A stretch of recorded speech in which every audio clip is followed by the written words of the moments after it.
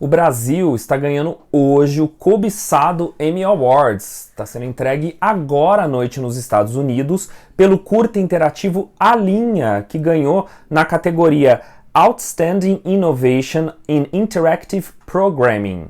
Have you ever felt like you were living in a ceaseless repetition?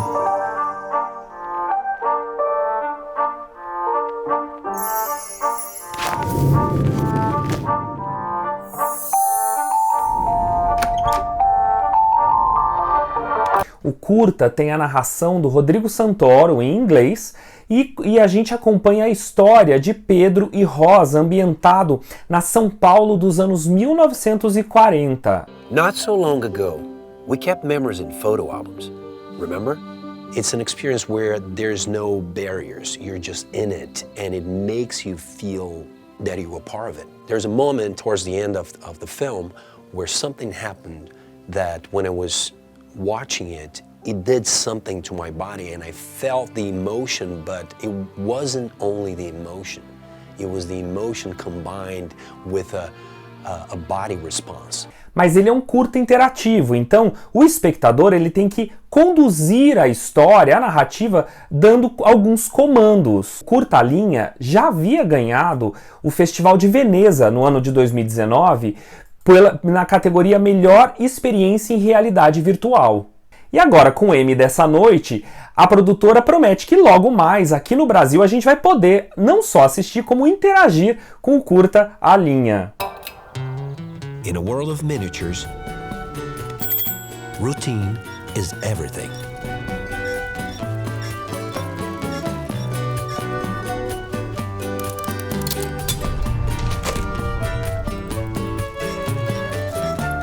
Mas um dos grandes charmes da obra não é nem interativo e nem moderno. Ao contrário, é tradicional, mas muito sedutor. É a trilha musical do curta A Linha, que é o belo e sedutor chorinho brasileiro. E é sobre a trilha musical que eu vou conversar com você hoje. Na verdade, eu vou conversar agora com o Ruben Pfeffer, que é um dos compositores da trilha do A Linha, falando sobre a importância da trilha musical na animação, o desafio de se fazer trilha para uma animação interativa e as trilhas inesquecíveis e aquelas que ele não gostou muito no cinema. Vamos lá!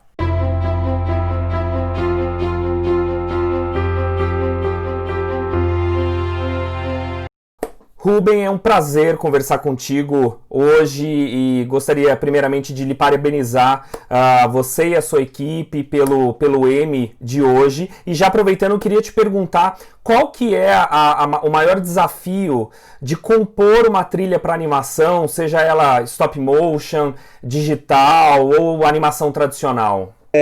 Olá, muito obrigado pela entrevista, pelas perguntas. Essa pergunta é muito interessante, porque eu tenho feito muita coisa para animação dos mais variados tipos, né? E, no geral, tem uma grande coisa que faz uma diferença, que é a necessidade de se criar um universo sonoro.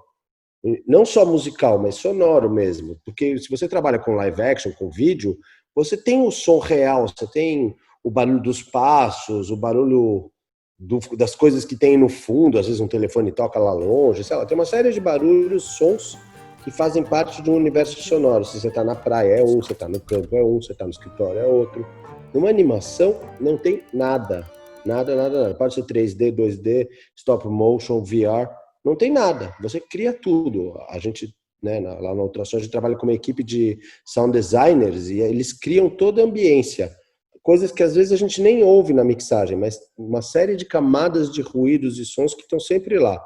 E na música você tem que pensar mais ou menos isso, quer dizer, você tem que pensar no espaço com qual ambiência. Por exemplo, se fosse uma praia é um bom exemplo. Se você vai fazer uma música que vai acontecer numa cena que está na praia, você tem que pensar que vai ter o barulho do vento, o barulho do mar.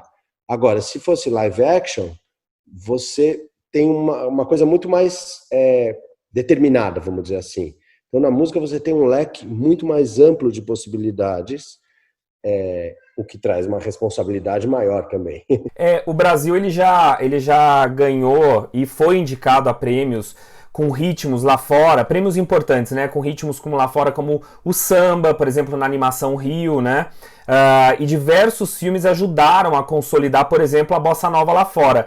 E esse prêmio do curta tá levando, exportando aí o chorinho, né, brasileiro no exterior. Por que vocês escolheram o chorinho para ser a trilha musical do curta?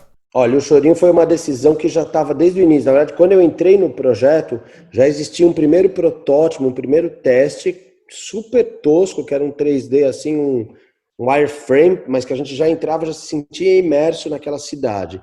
E a gente já tinha uma música de um chorinho, um ritmo de um chorinho, conduzindo a bicicleta, passeando pela cidade, pelos morros, tal. Então, o chorinho, instantaneamente, ele mexe com uma memória que a gente tem, mesmo que a gente não viveu isso, nossos pais, nossos avós viveram isso. Quer dizer, ele mexe com... ele te leva para um lugar, uma viagem no espaço e no tempo, que é a São Paulo nos anos 40. Como a experiência ali, ela retrata exatamente uma maquete disso, o chorinho é perfeito. E ainda por cima, ela é uma história de amor, assim. Então ela tem uma coisa meio melancólica, às vezes é meio jocoso, meio alegrinho. O chorinho é isso, não é um choro, não é um dramalhão, é um chorinho, sabe?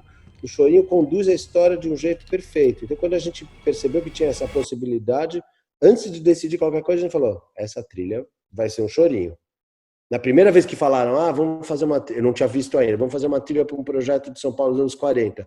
Eu tinha pensado assim, Big Band, banda do rádio, cantoras do rádio. Mas na hora que eu entrei em contato com esse universo mais poético, singelo que existe, era certeza, é o chorinho, é o caminho. Legal. E aí o Gilson Fukushima, que fez a trilha comigo, a gente já tinha até uma trilha meio iniciada, assim, ele já tinha essa ideia de uma trilha, assim. Então ele falou, olha, eu tô com essa ideia aqui, será que não serve e tal?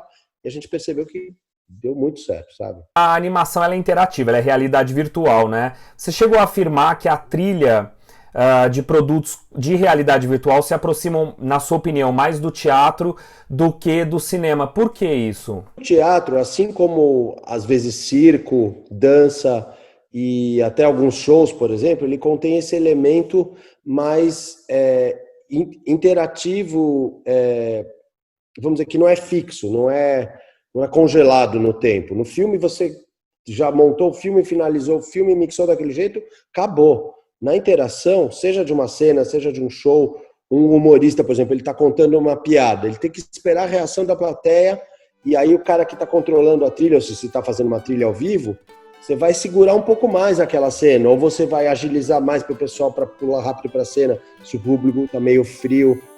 É umas manhas assim que a gente vai aprendendo, né? E eu já passei bastante por isso. E na interatividade é perfeito isso, porque você tem cenas que precisam esperar o usuário interagir. Você não sabe se o cara vai lá, vai clicar, ele só precisa clicar num botão, mas você não sabe se ele vai clicar imediatamente ou se ele vai demorar um pouquinho. Então a música tem que poder funcionar dos dois jeitos, ou dos N mil jeitos possíveis. Você tem que planejar todas as possibilidades. E num trabalho de teatro, de circo, de dança, assim, se faz uma trilha mais modularizada. Se decompõe mais ou menos como um Lego os elementos para poder recompor. E eu acho que nesse tipo de trabalho a metodologia passa por isso, esse tipo de jeito de fazer, sabe? Para a gente fechar, eu queria que você falasse a sua visão, qual que é a importância, são duas perguntas numa, qual que é a importância de um bom trabalho de trilha sonora, trilha musical, para obras audiovisuais, seja elas curtas-metragens, longas-metragens, séries de novela, TV, qual é a importância de um bom trabalho de trilha e quais são as suas trilhas marcantes no cinema? Cada projeto tem uma personalidade, né? Então, o que torna uma trilha marcante num projeto, às vezes pode ser a mesma coisa que vai fazer essa trilha não funcionar no outro projeto. Muitas vezes, o que faz muito bem a trilha é ela não ser perceptiva, ela não chamar mais a atenção do que a história, ela tem que seguir a história, ela tem que combinar com o que está sendo falado. Às vezes, ela é o oposto, às vezes você está numa cena de guerra, e a cena é aquela câmera lenta, o filme Crash usa muito esses recursos. Você está em cenas violentíssimas com uma trilha quase de música de meditação, assim, sabe? E isso te leva para um lugar ou outro, assim, funciona muito. Eu acho que assim, você perguntou sobre a importância. Eu costumo responder sobre a gente pensar na palavra audiovisual. Então, o áudio é 50%. E a trilha é uma coisa que tem essa função de te conduzir numa coisa, vai te conduzindo, ela tem uma função narrativa. No Menino Mundo tinha uma função extremamente narrativa. O Menino Mundo foi o projeto que a gente fez e o diretor, ele falava durante a produção da trilha, ele falava para mim e para o Gustavo Kulat, ele falava assim, se não entenderem o filme, se não gostarem do filme, a responsabilidade é de vocês. Porque se você muda uma nota, o personagem não tinha nem boca direito. Ele tinha boca, mas não tinha nariz, sobrancelha. Se você muda... Não, acho que não tinha boca. Se você muda uma nota, você muda se aquilo é comédia, se aquilo é drama, se aquilo é terror. Faz muitas possibilidades e existe sim uma responsabilidade. Eu já tive filmes que eu já vi, eu não vou lembrar agora, muito legais e que a trilha estragou. Um exemplo, quer um exemplo? Gravity. Acho que é Gravidade. Gravidade. Estragava, dava spoiler quando ia acontecer as coisas. Eles tinham aquela trilha de... aquele efeito que cresce pra caramba, que virou um grande clichê, na verdade. Eu chamo de efeito da Avenida Brasil também, que usava na novela, né? Mas no Gravity, você tá naquele clima, no espaço, no suspense, e você sabe, vai dar ruim. Era spoiler. Uhum. É o oposto de se contar uma história, sabe? Assim, era... um bom exemplo, assim. Mas você pediu coisas que eu gosto, né? Não coisas que eu não gosto, é mais difícil. Eu gosto muito, muito, muito da trilha que o Hans Zimmer fez pro Inception, A Origem. E que ele fez a partir disso, ele pegou a música da Edith Piaf, que eu não vou saber falar o sotaque em francês do nome título certo dela, né? Je ne rien lá, pá. E ele pegou essa música e como o filme passa em camadas, em câmera lenta, como se fosse nos níveis de sonho, ele foi tem uns vídeos no YouTube disso. Você vai desacelerando a trilha e ela te constrói um ritmo. E a partir desse ritmo ele construiu a trilha. É incrível. Eu tiro o chapéu 1000 vezes, adoro as coisas dele e esse para mim foi um caso magistral dele, assim. Muito Virou legal. Uma referência e sabe, foi uma coisa pensada, uma coisa planejada. Eu gosto muito disso, não é qualquer coisa, sabe? Muito obrigado por essa conversa, parabéns pelo prêmio, parabéns pelo Menino e o Mundo, pelo Alinha, acho a trilha, eu sou fanático por trilhas musicais, trilhas sonoras e espero que a gente possa ver esse projeto aqui no Brasil em breve e os próximos projetos de vocês também.